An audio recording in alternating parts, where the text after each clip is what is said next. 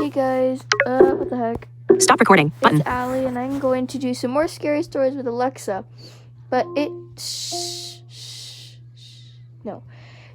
did something very evil to me. I told it to tell me a scary story, and it told me a story about the lonely fir tree. It was not a scary story. It was a sad story. I said, tell me a scary story, not tell me a sad story. I'm going to see if it'll play it again. Alexa, tell me a scary story.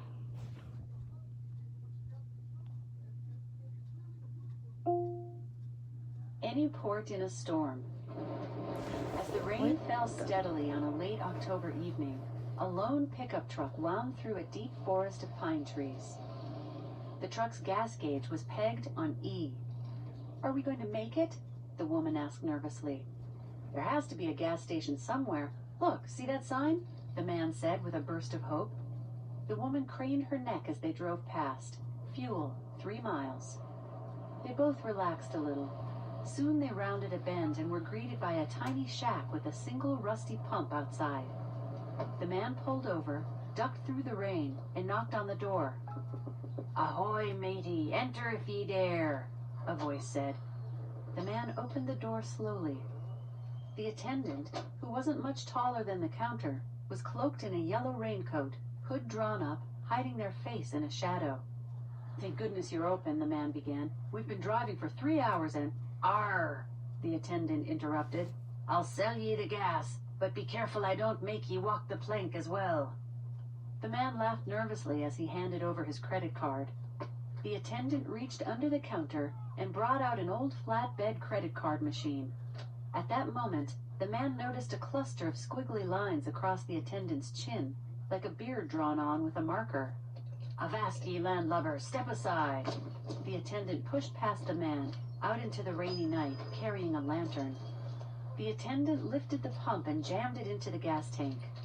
As the attendant raised the lantern to examine the pickup truck, the man saw a long sword strapped to their waist. "'Tis a fine vessel ye have here. I may be needing to take her from ye."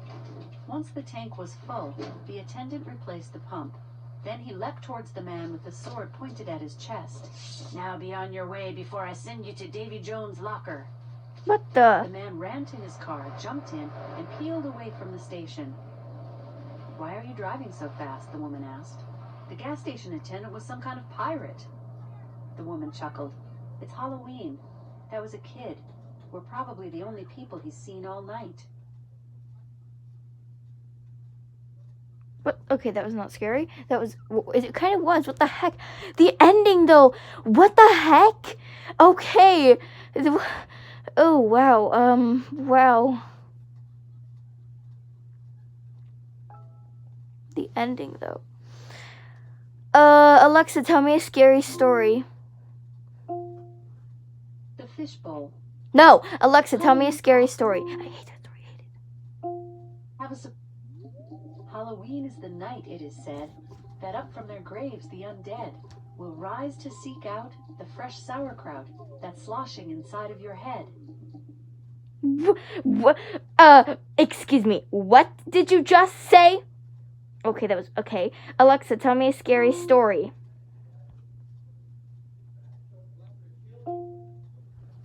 The pumpkin was alone in his patch when next to him he heard a scritch-scratch.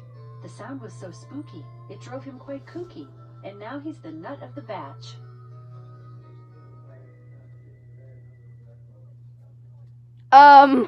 What?